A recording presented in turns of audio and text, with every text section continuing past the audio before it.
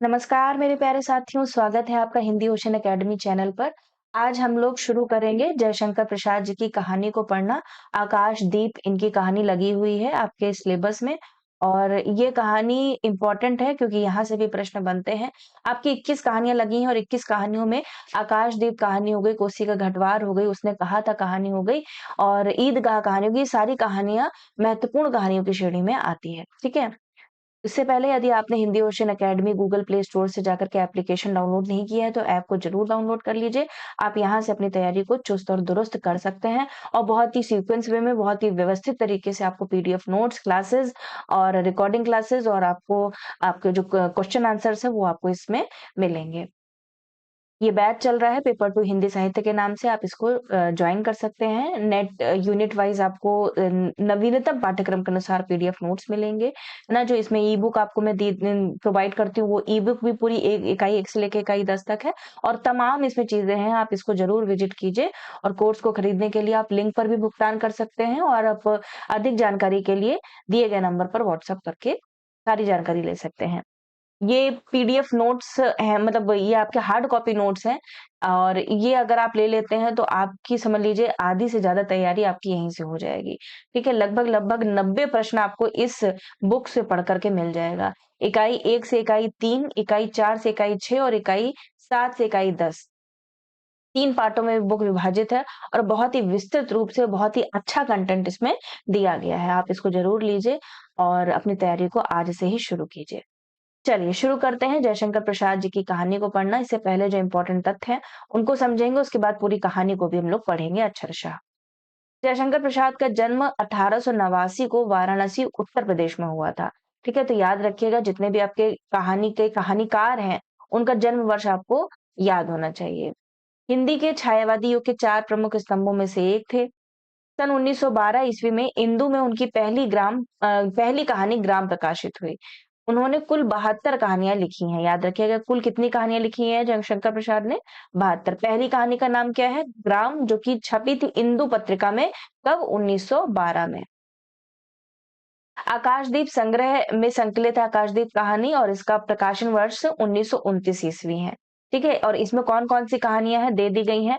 आकाशदीप, ममता, स्वर्ग के खंडहर में, सुनहला सांप, हिमालय का पथिक, प्रतिध्वनि, भिखारिन, कला, देवदासी, समुद्र संतरण, वैरागी, बंजारा, चूड़ीवाला, अपराधी, प्रणय चिन्ह, रूप की छाया, रमला, ज्योतिषमती और बिसाती। ये कहानी संकलित है आकाशदीप संग्रह में, जिसका प्रकाशन वर्ष है 1929 में। ठीक है, तो ये आपका महत्वपूर्ण तथ्यों में से एक ये स्लाइड में आपको दिख गया है। अब चलते हैं आकाशदीप कहानी में है क्या। कर्तव्य और प्रेम के अंतर्द्वंद। पिता की हत्या के आरोपी बुद्धगुप्त से ही प्रेम हो जाता है चंपा को और उसी से जूझती हुई चंपा संपूर्ण जीवन कर्तव्य के लिए समर्पित करने की एक रोमांटिक कहानी के रूप में ही हमारे सामने आती है। पिता की हत्या का प्रतिशोध रूप से चित्रित किया गया है। जयशंकर प्रसाद का कहानी आकाशदीप संग्रह 1929 में प्रकाशित हुआ था। बच्चन सिंह कहते हैं आकाशदीप कहानी के बारे में, और ये एक बार पूछा भी जा चुका है। कहते हैं बच्चन सिंह की आकाशदीप कहानी में प्रेम और घृणा की गहन आवेगमयता की गहरी टकराहट है। क्या कहते हैं बच्चन सिंह? कि आकाशदीप कहानी में प्रेम और घृणा की गहन आवेगमयता की गहरी टकराहट है। अब इनकी कृतियों को आप लोग पढ़ लीजिएगा, इनके नाटक हैं, इनकी कृतियां जो है महत्वपूर्ण है। हम चलेंगे सीधे कहानी की ओर। इसमें कितने जयशंकर प्रसाद जी की कुल कितने कहानी संग्रह ये आपको पता होना चाहिए। इसमें 5 कहानी संग्रह इन्होंने लिखे हैं जिसमें 72 कहानियां हैं, मान के चलिए।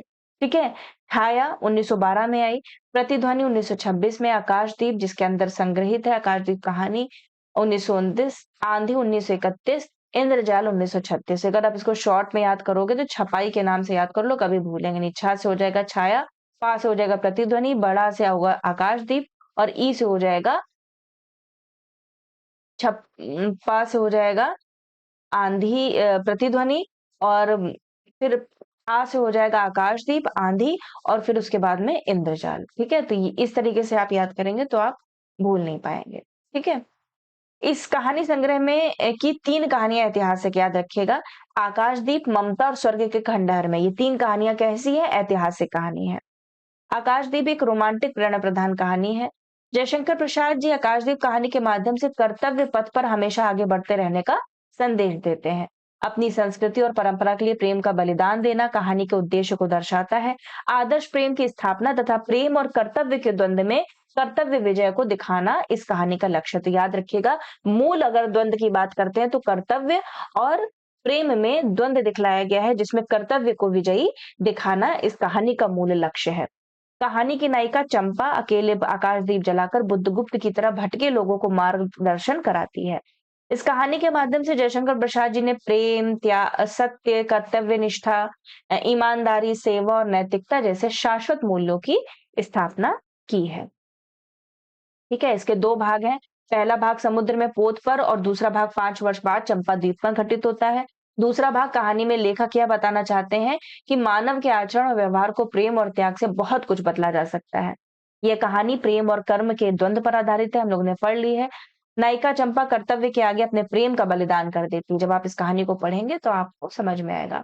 नारी के त्याग और कल्याण की भावना इस कहानी में मुखरित होती है। आकाशदीप कहानी की शुरुआत दो बंदी चंपा और बुद्धगुप्त को बंधन से आजाद करवाने से शुरू होती है। आकाशदीप कहानी संग्रह की आकाशदीप कहानी जयशंकर प्रसाद की भावपूर्ण कहानी के रूप में आती है। ठीक है, ये आपकी एक तरीके से समरी हो गई। इसके मुख्य पात्र की अगर चर्चा करें तो मुख्य पात्र में बुद्धगुप्त है। सबसे पहला नायक पात्र है, कहानी का वीर तथा साहसी नायक पात्र है जो चंपा से प्रेम करता है। वह एक जलदस्यु भी है तथा ताम्रलिप्त का क्षत्रिय है। चंपा कहानी की वीर नायिका पात्र है जो बुद्धगुप्त से आदर्श तथा एकनिष्ठ प्रेम करती है। मणिभद्र कहानी का खलनायक पात्र है जो चंपा व बुद्धगुप्त दोनों को बंदी बना लेता है। जया चंपा की जंगली दासी है या सहेली कह सकते हैं, चंपा को रानी कहती है। ठीक है, तो दासी के रूप में ये चित्रित हुई है जया। समीक्षा से पहले अब हम लोग सीधे उद्धरण को पढ़ने से पहले कहानी की ओर चलते हैं। चलिए, तो पहला एक भाग है, बंदी क्या है सोने दो, मुक्त होना चाहते हो, अभी नहीं, निद्रा खुलने पर चुप रहो, फिर अवसर ना मिलेगा। बड़ा शीत है, कहीं से एक कंबल डालकर कोई शीत से मुक्त करता। आंधी की संभावना है, यही अवसर है, आज मेरे बंधन शिथिल हैं। तो क्या तुम भी बंदी हो? हाँ, धीरे बोलो, इस नाव पर केवल 10 नाविक और प्रहरी हैं। याद रखिएगा, इस नाव में कितने नाविक थे? तो 10 नाविक और प्रहरी हैं। शस्त्र मिलेगा? मिल जाएगा। पोत से संबद्ध रज्जू काट सकोगे? हाँ। तो ये दोनों बातचीत हो रही किसमें? बुद्धगुप्त में और चंपा में। समुद्र में हिलोरें उठने लगी, दोनों बंदी आपस में टकराने लगे। पहले बंदी ने अपने को स्वतंत्र कर लिया, दूसरे का बंधन खोलने का प्रयत्न करने लगा। लहरों के धक्के एक दूसरे को स्पर्श से पुलकित कर रहे थे। मुक्ति की आशा, स्नेह का असंभावित आलिंगन, दोनों ही अंधकार में मुक्त हो गए। दूसरे बंदी ने हर्षातिरेक से उसको गले से लगा लिया। सहसा उस बंदी ने कहा, यह क्या, तुम स्त्री हो? क्या स्त्री होना कोई पाप है? अपने को अलग करते हुए स्त्री ने कहा, शस्त्र कहाँ है? तुम्हारा नाम? चंपा। तार खचित नील अंबर और समुद्र के अवकाश में पवन ऊधम मचा रहा था। अंधकार से मिलकर पवन दुष्ट हो रहा था। समुद्र में आंदोलन था, नौका लहरों में विकल थी। स्त्री सतर्कता से लुढ़कने लगी। एक मतवाले नाविक के शरीर से टकराती हुई सावधानी से उसका कृपाण निकालकर फिर लुढ़कते हुए बंदी के समीप पहुंच गई। सहसा पोत से पथ प्रदर्शक ने चिल्लाकर कहा, आंधी! आपत्ति सूचक सूर्य बजने लगा। सब सावधान होने लगे। बंदी युवक उसी तरह पड़ा रहा। किसी ने रस्सी पकड़ी, कोई पाल खोल रहा था, पर युवक बंदी ढुलक कर उस रज्जू के पास पहुंचा जो पोत से संलग्न थी। तारे ढक गए, तरंगे उद्वेलित हुई, समुद्र गरजने लगा। भीषण आंधी पिशाचनी के समान नाव को अपने हाथों में लेकर कंदुक क्रीड़ा और अट्टहास करने लगी। एक झटके के साथ ही नाव स्वतंत्र थी। उस संकट में भी दोनों बंदी खिलखिलाकर हंस पड़े।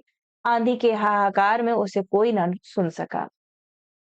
दूसरा भाग, तो ये पहले भाग में ये समुद्र का पूरा दृश्य सामने आया है और किस प्रकार से दोनों बंदी के रूप में आए हैं और साथ ही साथ एक दूसरे को मुक्त करने की चाह में बातचीत करते हुए जो परिवेश है, जो समुद्र का और जो तारे हैं, अंधेरा है, उन सब का वातावरण इसमें दिखलाया गया है।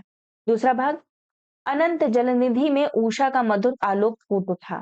सुनहली किरणों और लहरों की कोमल सृष्टि मुस्कुराने लगी। सागर शांत था। नाविकों ने देखा पोत का पता नहीं, बंदी मुक्त है। नायक ने कहा, बुद्धगुप्त, तुमको मुक्त किसने किया? कृपाण दिखाकर बुद्धगुप्त ने कहा, इसने। नायक ने कहा, तो तुम्हें फिर बंदी बनाऊंगा। इसके लिए पोताध्यक्ष मणिभद्र अतल जल में होगा नायक। अब इस नौका का स्वामी मैं हूं, तुम जलदस्यु बुद्धगुप्त कदापि नहीं। चौंक कर नायक ने कहा और अपना कृपाण टटोलने लगा। चंपा ने इसके पहले उस पर अधिकार कर लिया था। वह क्रोध से उछल पड़ा। तो तुम द्वंद्व युद्ध के लिए प्रस्तुत हो जाओ, जो विजयी होगा वह स्वामी होगा। इतना कहकर बुद्धगुप्त ने कृपाण देने का संकेत किया। चंपा ने कृपाण नायक के हाथ में दे दिया। भीषण घात प्रतिघात आरंभ हुआ। दोनों कुशल, दोनों तुरंत गति वाले थे। बड़ी निपुणता से बुद्धगुप्त ने अपना कृपाण दांतों से पकड़कर अपने दोनों हाथ स्वतंत्र कर लिए। चंपा भय और विस्मय से देखने लगी। नाविक प्रसन्न हो गए, परंतु बुद्धगुप्त ने लाघव से नायक का कृपाण वाला हाथ पकड़ लिया और विकट हुंकार से दूसरा हाथ कटी में डाल उसे गिरा दिया। दूसरे ही क्षण प्रभात की किरणों में बुद्धगुप्त का विजयी कृपाण हाथों में चमक उठा। नायक की कातर आंखें प्राण भिक्षा मांगने लगी। बुद्धगुप्त ने कहा, बोलो, अब स्वीकार है कि नहीं? मैं अनुचर हूँ वरुण देव की शपथ। तो यहाँ पर नायक का कथन है, याद रखिएगा। ये नायक बोलता है, मैं अनुचर हूँ वरुण देव की शपथ, मैं विश्वासघात नहीं करूंगा। बुद्धगुप्त ने उसे छोड़ दिया। चंपा ने युवक जलदस्यु के समीप आकर उसके क्षतों को अपनी स्निग्ध दृष्टि और कोमल करों से वेदना विहीन कर दिया। बुद्धगुप्त के सुगठित शरीर पर रक्त बिंदु विजय तिलक कर रहे थे। विश्राम लेकर बुद्धगुप्त ने पूछा, हम लोग कहाँ होंगे? बाली द्वीप से बहुत दूर, संभवतः एक नवीन द्वीप के पास, जिसमें अभी हम लोगों का बहुत कम आना जाना होता है। सिंहल के वणिकों का वहां प्राधान्य है। कितने दिनों में हम लोग वहां पहुंचेंगे? अनुकूल पवन मिलने पर 2 दिनों में। तो वहां तक जो नया द्वीप है वहां पर पहुंचते पहुंचते 2 दिन लग जाएगा। तब तक के लिए खाद्य का अभाव ना होगा। खाद्य का अभाव मतलब खाने पीने का अभाव ना होगा। सहसा नायक ने नाविकों को डांड लगाने की आज्ञा दी और स्वयं पतवार पकड़कर बैठ गया। बुद्धगुप्त के पूछने पर उसने कहा, यहाँ एक जलमग्न शैलखंड है। ठीक है, तो जो जल के नीचे जो शैल होती है वो, सावधान ना रहने से नाव टकराने का भय भी है। जैसे टाइटेनिक मूवी देखी है ना आपने, नीचे शैल होती है, वो उसी से टकरा करके पलट जाती है पूरी इतनी बड़ी नाव। तो वैसे ही यहाँ पर बताते हैं कि जलमग्न शैलखंड है, सावधान ना रहने से नाव टकराने का भय है। तीसरे खंड की ओर चलते हैं। तुम्हें इन लोगों ने बंदी क्यों बनाया? वणिक मणिभद्र के पाप वासना ने। तुम्हारा घर कहाँ है? जाह्नवी के तट पर। तो जो चंपा है उसका घर कहाँ पे है? जाह्नवी के तट पर, याद रखिएगा। चंपा नगरी की एक क्षत्रिय बालिका हूँ। पिता इसी मणिभद्र के यहाँ प्रहरी का काम करते थे। माता का देहावसान हो जाने पर मैं भी पिता के साथ नाव पर ही रहने लगी। 8 बरस से समुद्र मेरा घर है। याद रखिएगा, कितने बरस से चंपा का समुद्र घर है? 8 बरस से। तुम्हारे आक्रमण के समय मेरे पिता ने ही 7 जलदस्युओं को मारकर जल समाधि ली। याद रखिएगा, आक्रमण के समय मेरे पिता मतलब चंपा के पिता ने कितने जलदस्युओं को मारकर जल समाधि ली थी? तो 7 जलदस्युओं की। 1 मास हुआ मैं इस नील नभ के नीचे नील जल निधि के ऊपर एक भयानक अनंतता के में निस्सहाय हूँ, अनाथ हूँ। मणिभद्र ने मुझसे एक दिन घृणित प्रस्ताव किया। मैंने उसे गालियां सुनाई। उसी दिन से बंदी बना दी गई। चंपा रोष से जल रही थी। मैं भी ताम्रलिप्त का एक क्षत्रिय हूँ चंपा, परंतु दुर्भाग्य से जलदस्यु बनकर जीवन बिताता हूँ। अब तुम क्या करोगी? मैं अपने अदृष्ट को अनिर्दिष्ट ही रहने दूंगी, वह जहां ले जाए। चंपा की आंखें निस्सीम प्रदेश में निरुद्देश्य थीं। किसी आकांक्षा के लाल डोरे न थे। धवल अपांगों में बालकों के सदृश विश्वास था। हत्या व्यवसायी दस्यु भी उसे देखकर कांप गया। उसके मन में एक संभ्रम पूर्ण श्रद्धा यौवन की पहली लहरों को जगाने लगी। समुद्र वक्ष पर विलंबमयी राग रंजित संध्या थिरकने लगी। चंपा के असंयत कुंतल उसकी पीठ पर बिखरे थे। दुर्दांत दस्यु ने देखा अपनी महिमा में अलौकिक एक तरुण बालिका। वह विस्मय से अपने हृदय को टटोलने लगा। उसे एक नई वस्तु का पता चला, वह थी कोमलता। उसी समय नायक ने कहा, हम लोग द्वीप के पास पहुंच गए। बेला से नाव टकराई। चंपा निर्भीकता से कूद पड़ी। मांझी भी उतरे। बुद्धगुप्त ने कहा, जब इसका कोई नाम नहीं है तो हम लोग इसे चंपा द्वीप कहेंगे। चंपा हंस पड़ी, क्योंकि उस द्वीप का नाम नहीं था जहां पर ये लोग पहुंचे थे। चौथा खंड। फिर चौथा जो खंड है वो कितने साल के बाद का है? 5 बरस के बाद का है। शरद के धवल नक्षत्र नील गगन में झलमला रहे थे।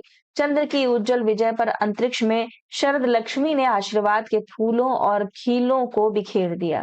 चंपा के एक उच्च सौध पर बैठी हुई तरुणी चंपा दीपक जला रही थी। बड़े यत्न से अभ्रक की मंजूषा में दीप धरकर उसने अपनी सुकुमार उंगलियों से डोरी खींची। वह दीपाधार ऊपर चढ़ने लगा। भोली भोली आंखें उसे ऊपर चढ़ते बड़े हर्ष से देख रही थी। डोरी धीरे धीरे खींची गई। चंपा की कामना थी कि उसका आकाशदीप नक्षत्रों से हिलमिल जाए, किंतु वैसा होना असंभव था। उसने आशा भरी आंखें फिरा ली। सामने जलराशि का रजत श्रृंगार था। वरुण बालिकाओं के लिए लहरों से हीरे और नीलम की क्रीड़ा शैल मालाएं बन रही थीं, और वे मायाविनी झलनाएं अपनी हंसी का कलनाद छोड़कर छिप जाती थी। दूर दूर से धीवरों का वंशी झनकार उनके संगीत सा मुखरित होता था। चंपा ने देखा कि तरल संकुल जल राशि में उसके कंडील का प्रतिबिंब अस्त व्यस्त था। वह अपनी पूर्णता के लिए सैकड़ों चक्कर काटता था। वह अनमनी होकर उठ खड़ी हुई, किसी को पास न देखकर पुकारा, जया। एक श्यामा युवती सामने आकर खड़ी हुई। वह जंगली थी। कौन? जया। नील नभोमंडल के मुख में शुद्ध नक्षत्रों की पंक्ति के समान उसके दांत हंसते ही रहते। वह चंपा को रानी कहती। क्या कहती थी चंपा को? रानी। बुद्धगुप्त की आज्ञा थी। महानाविक कब तक आवेंगे? बाहर पूछो तो, चंपा ने कहा। जया चली गई। दूरागत पवन चंपा के अंचल में विश्राम लेना चाहता था। उसके हृदय में गुदगुदी हो रही थी। आज न जाने क्यों वह बेसुध थी। वह दीर्घकाल दृढ़ पुरुष ने उसकी पीठ पर हाथ रख चमत्कृत कर दिया। उसने फिर कर कहा, बुद्धगुप्त, बावली हो क्या? यहाँ बैठी हुई अभी तक दीप जला रही हो? तुम्हें यह काम करना है? क्षीर निधि शाही अनंत की प्रसन्नता के लिए क्या दासियों से आकाश दीप जलवाऊं? पूछती कहती है वो कि तुम्हारा ये काम है, तुम क्यों दीप जला रही हो? क्योंकि दासियां हैं, वो जला देंगी। तो कहती है कि क्षीर निधि शाही अनंत की प्रसन्नता के लिए क्या दासियों से आकाश दीप जलवाऊं? हंसी आती है। तुम किसको दीप जलाकर पथ दिखलाना चाहती हो? उसको जिसको तुमने भगवान मान लिया है। हाँ, वह भी कभी भटकते हैं, भूलते हैं, नहीं तो बुद्धगुप्त को इतना ऐश्वर्य क्यों देते? तो बुरा क्या हुआ इस द्वीप की अधीश्वरी चंपा रानी? मुझे इस बंदी गृह से मुक्त करो। अब तो बाली, जावा और सुमात्रा, कौन कौन से द्वीपों का नाम आया है? बाली का, जावा का और सुमात्रा का। अब तो बाली, जावा और सुमात्रा का वाणिज्य केवल तुम्हारे ही अधिकार में है महानाविक। परंतु मुझे उन दिनों की स्मृति सुहावनी लगती है जब तुम्हारे पास एक ही नाव थी और चंपा के उपकूल में पुण्य लाद कर हम लोग सुखी जीवन बिताते थे। इस जल में अगणित बार हम लोगों की तरी आलोकमय प्रभात में तारिकाओं की मधुर ज्योति में थिरकती थी। बुद्धगुप्त, उस विजन अनंत में जब मांझी सो जाते थे, दीपक बुझ जाते थे, हम तुम परिश्रम से थक कर पालों में शरीर लपेट कर एक दूसरे का मुंह क्यों देखते थे? वह नक्षत्रों की मधुर छाया। तो चंपा, अब उससे भी अच्छे ढंग से हम लोग विचर सकते हैं। तुम मेरी प्राण दात्री हो, मेरी सर्वस्व हो। नहीं नहीं, तुमने दस्यु वृत्ति छोड़ दी, परंतु हृदय वैसा ही अकरुण, सतृष्ण और ज्वलनशील है। तुम भगवान के नाम पर हंसी उड़ाते हो, मेरे आकाशदीप पर व्यंग कर रहे हो नाविक। उस प्रचंड आंधी में प्रकाश की एक एक किरण के लिए हम लोग कितने व्याकुल थे। मुझे स्मरण है, जब मैं छोटी थी मेरे पिता नौकरी पर समुद्र में जाते थे। ठीक है, जब वो छोटी थी चंपा, तो उसके पिता कहाँ जाते थे? नौकरी पर समुद्र में जाते थे। मेरी माता मिट्टी का दीपक बांस की पिटारी में भगीरथी के तट पर बांस के साथ ऊंचे टांग देती थी, है ना? क्या किस नदी के तट पर टांग देती थी? भगीरथी। याद रखिएगा, पूछा जा सकता है नदियों के नाम कि चंपा का घर कहाँ था? जाह्नवी के तट पर। उसकी माँ दीपक का बांस कहाँ पर टांगती थी? ऊंचे भगीरथी के तट पर। तो कुछ भी पूछा जा सकता है। उस समय वह प्रार्थना करती, भगवान, मेरे पथ भ्रष्ट नाविक को अंधकार में ठीक पथ पर ले चलना। और जब मेरे पिता बरसों पर लौटते तो कहते, साध्वी, तेरी प्रार्थना से भगवान ने संकटों में मेरी रक्षा की है। वह गदगद हो जाती। मेरी माँ, आह नाविक, यह उसी की पुण्य स्मृति है। मेरे पिता, वीर पिता की मृत्यु के निष्ठुर कारण जलदस्यु, हट जाओ। सहसा चंपा का मुख क्रोध से भीषण होकर रंग बदलने लगा। महानाविक ने भी यह रूप न देखा था। वह ठठाकर हंस पड़ा। यह क्या चंपा, तुम अस्वस्थ हो जाओगी, सो रहो, कहता हुआ चला गया। चंपा मुट्ठी बांधे उन्मादिनी सी घूमती रही। पांचवा भाग और ये अंतिम भाग है। निर्जन समुद्र के उपकूल में वेला से टकराकर लहरें बिखर जाती थी। पश्चिम का पथिक थक गया था। उसका मुख पीला पड़ गया। अपनी शांत गंभीर हलचल में जलनिधि विचार में निमग्न था। वह जैसे प्रकाश की उन्मिलन किरणों से विरक्त था। चंपा और जया धीरे धीरे उस तट पर आकर खड़ी हो गईं।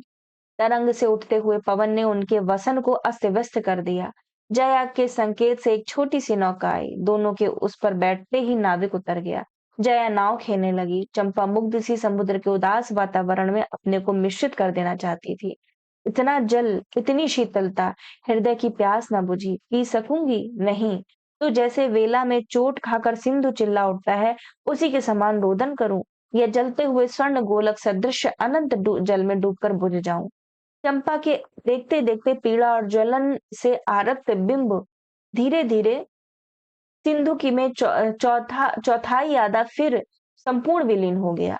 एक दीर्घ निश्वास लेकर चंपा ने मुंह फेर लिया। देखा तो महानाविक का बजरा उसके पास है। बुद्धगुप्त ने झुककर हाथ बढ़ाया। चंपा उसके सहारे बजरे पर चढ़ गई। दोनों पास पास बैठ गए। इतनी छोटी नाव पर इधर उधर घूमना ठीक नहीं। पास ही वह जलमग्न शैल खंड है, कहीं नाव टकरा जाती और ऊपर चढ़ जाती चंपा तो अच्छा होता। बुद्धगुप्त, जल में बंदी होना कठोर प्राचीरों से तो अच्छा है। आह चंपा, तुम कितनी निर्दयी हो। बुद्धगुप्त को आज्ञा देकर देखो तो वह क्या नहीं कर सकता। जो तुम्हारे लिए नए द्वीप की सृष्टि कर सकता है, नई प्रजा खोज सकता है, नए राज्य बना सकता है, उसकी परीक्षा लेकर तो देखो। कहो चंपा, वह कृपाण से अपना हृदय पिंड निकाल अपने हाथों अतल जल में विसर्जन कर दे।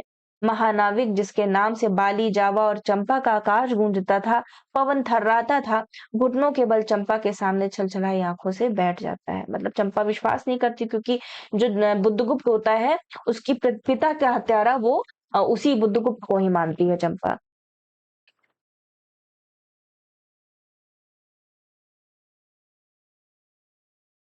सामने शैलमाला की चोटी पर हरियाली में विस्तृत जलदेश में नील पिंगल संध्या, प्रकृति के सहृदय कल्पना, विश्राम की शीतल छाया स्वप्नलोक का सृजन करने लगी।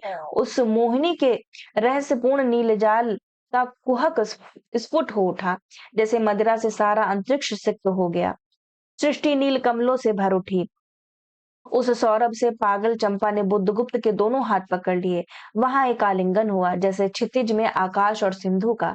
किंतु उस पर परिरंभ में सहसा चैतन्य होकर चंपा ने अपनी कंचुकी से एक कृपाण निकाल लिया। बुद्धगुप्त, आज मैं अपने प्रतिशोध का कृपाण अतल जल में डुबो देती हूँ। हृदय ने छल किया, बार बार धोखा दिया। चमक कर वह कृपाण समुद्र का हृदय भेदता हुआ विलीन हो गया। तो आज से मैं विश्वास करूं, क्षमा कर दिया गया? आश्चर्यचकित कंपित कंठ से महानाविक ने पूछा। विश्वास? कदापि नहीं बुद्धगुप्त। जब मैं अपने हृदय पर विश्वास नहीं कर सकी, उसी ने धोखा दिया, तब मैं कैसे कहूं मैं तुम्हें घृणा करती हूँ? फिर भी तुम्हारे लिए मर सकती हूँ। अंधेर है जलदस्यु, तुम्हें प्यार करती हूँ। चंपा रो पड़ी, क्योंकि उसको एक तरफ प्यार भी करती थी, प्रेम भी था, और उसको वो अपना भी नहीं सकती थी, क्योंकि वो कर्तव्य से विमुख नहीं होना चाहती थी। वह स्वप्नों की रंगीन संध्या तम से अपनी आंखें बंद कर लगी थी। दीर्घ निश्वास छोड़कर महानाविक कहता है कि इस जीवन की पुण्यतम घड़ी की स्मृति में एक प्रकाश गृह बनाऊंगा चंपा। चंपा, यहीं उस पहाड़ी पर। संभव है कि मेरे जीवन की धुंधली संध्या उससे आलोकपूर्ण हो जाए। तो किसका कथन है, याद रखिएगा, महानाविक का कथन है। छठा भाग। चंपा के दूसरे भाग में एक मनोरम शैलमाला थी। वह बहुत दूर तक सिंधु जल में निमग्न थी। सागर का चंचल जल उस पर उछलता हुआ उसे छिपाए था। आज उसी शैलमाला पर चंपा के आदि निवासियों का समारोह था। उन सबों ने चंपा को वन देवी से सजाया था। ताम्रलिप्त के बहुत से सैनिक नाविकों की श्रेणी में वन कुसुम विभूषिता चंपा शिविका रूढ़ होकर जा रही थी। शैल के एक ऊंचे शिखर पर चंपा के नाविकों को सावधान करने के लिए सुदृढ़ दीप स्तंभ बनवाया गया था। आज उसी का महोत्सव था। बुद्धगुप्त स्तंभ के द्वार पर खड़ा था। शिविका से सहायता लेकर देकर चंपा को उसने उतारा। दोनों ने भीतर पर्दापण किया था कि बांसुरी और ढोल बजने लगे। पंक्तियों में कुसुम भूषण से सजी वन बालाएं फूल उछालती हुई नाचने लगी। दीप स्तंभ की ऊपरी खिड़की से यह देखती हुई चंपा ने जया से पूछा, यह क्या है जया? इतनी बालिकाएं कहाँ से बटोर लाई? आज रानी का ब्याह है। वो क्या कहती है? आज रानी का ब्याह है ना? कहकर जया ने हंस दिया। बुद्धगुप्त विस्तृत जलनिधि की ओर देख रहा था। उसे झकझोर कर चंपा ने पूछा, क्या यह सच है? यदि तुम्हारी इच्छा हो तो यह सच भी हो सकता है चंपा। कितने वर्षों से मैं ज्वालामुखी को अपनी छाती में दबाए हूँ। चुप रहो महानाविक। क्या मुझे निस्सहाय और कंगाल जानकर तुमने आज सब प्रतिशोध लेना चाहा? मैं तुम्हारे पिता का घातक नहीं हूँ चंपा। फिर वो कहता है मैं तुम्हारे पिता को नहीं मारा, मैं तुम्हारे पिता का घातक नहीं हूँ चंपा। वह एक दूसरे दस्युओं के शस्त्र से मरे थे। मैं इसका विश्वास कर सकती बुद्धगुप्त। वह दिन कितना सुंदर होता, वह क्षण कितना स्पृहणीय। आह, तुम इस निष्ठुरता में भी कितने महान होते। जया नीचे चली गई थी। स्तंभ के संकीर्ण प्रकोष्ठ में बुद्धगुप्त और चंपा एकांत में एक दूसरे के सामने बैठे थे। बुद्धगुप्त ने चंपा के पैर पकड़ लिए। उच्छ्वसित शब्दों में वह कहने लगा, चंपा, हम लोग जन्मभूमि भारतवर्ष से कितनी दूर इन निरीह प्राणियों में इंद्र और शची के समान पूजित हैं, पर न जाने कौन अभिशाप हम लोगों को अभी तक अलग किए हैं। स्मरण होता है वह दार्शनिकों का देश, वह महिमा की प्रतिमा।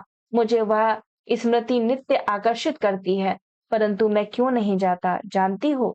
इतना महत्व प्राप्त करने पर भी मैं कंगाल हूँ। मेरा पत्थर सा हृदय एक दिन सहसा तुम्हारे स्पर्श से चंद्रकांत मणि की तरह द्रवित हुआ। चंपा, मैं ईश्वर को नहीं मानता, मैं पाप को नहीं मानता, मैं दया को नहीं समझ सकता, मैं उस लोक में विश्वास नहीं करता, पर मुझे अपने हृदय के एक दुर्बल अंश पर श्रद्धा हो चली है। तुम न जाने कैसे एक बहकी हुई तारिका के समान मेरे शून्य में उदित हो गई हो। आलोक की एक कोमल रेखा इस निविड़तम में इस निविड़तम में मुस्कुराने लगी। पशु बल और धन के उपासक के मन में किसी शांत और एकांत कामना की हंसी खिलखिलाने लगी, पर मैं ना हंस सका। चलोगी चंपा?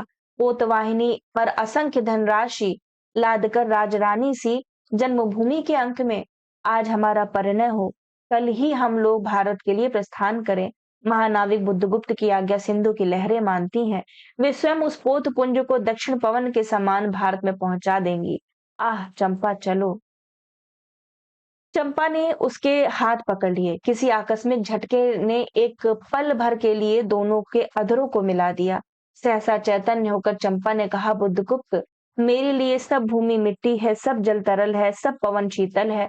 कोई विशेष आकांक्षा हृदय में अग्नि के समान प्रज्वलित नहीं। सब मिलाकर मेरे लिए एक शून्य है। किसका कथन है? चंपा का कथन है। प्रिय नाविक, तुम स्वदेश लौट जाओ। फिर वो कहती बुद्धगुप्त से, प्रिय नाविक, तुम स्वदेश लौट जाओ विभवों का सुख भोगने के लिए, और मुझे छोड़ दो इन निरीह भोले भाले प्राणियों के दुख की सहानुभूति और सेवा के लिए। तब मैं अवश्य चला जाऊंगा चंपा। यहाँ रहकर मैं अपने हृदय पर अधिकार रख सकूं, इसमें संदेह है। आह, उन लहरों में मेरा विनाश हो जाए। महानाविक के उच्छ्वास में विकलता थी। फिर उसने पूछा, तुम अकेली यहाँ क्या करोगी? पहले विचार था, फिर वो कहती है, पहले विचार था कि कभी कभी इस दीप स्तंभ से आलोक जलाकर अपने पिता की समाधि का इस जल से अन्वेषण करूंगी, किंतु देखती हूँ मुझे भी इसी में जलना होगा जैसे आकाश दीप। सातवां खंड। एक दिन स्वर्ण रहस्य के प्रभात में चंपा ने अपने दीप स्तंभ पर से देखा, सामुद्रिक नावों की एक श्रेणी चंपा का उपकूल छोड़कर पश्चिम उत्तर की ओर महाजलव्याल के समान संतरण कर रही है। उसकी आंखों में आंसू बहने लगे। मतलब बुद्धगुप्त चला जाता है। यह कितनी ही शताब्दियों पहले की कथा है। चंपा आजीवन उस दीप स्तंभ में आलोक जलाती रही, किंतु उसके बाद भी बहुत दिन दीप निवासी उस माया ममता और स्नेह सेवा की देवी की समाधि सदृश पूजा करते थे। एक दिन काल के कठोर हाथों से उसे भी अपनी चंचलता से गिरा दिया। आखिर में चंपा का भी देहांत तो हो जाता है। तो यहाँ पर आपकी कहानी समाप्त होती है। संस्कृत निष्ठ थोड़ी सी कहानी थी, लेकिन कहानी कर्तव्य और प्रेम को लेकर के लिखी गई है प्रसाद जी के द्वारा। ठीक है, तो इसमें जो इंपॉर्टेंट क्वेश्चंस होंगे वो मैं आपको जल्द ही कराऊंगी। मिलते हैं अगले वीडियो के साथ में। वीडियो को लाइक और शेयर जरूर कर दिया करिए, प्रतिक्रिया जरूर व्यक्त किया करिए। सभी का आभार एवं धन्यवाद।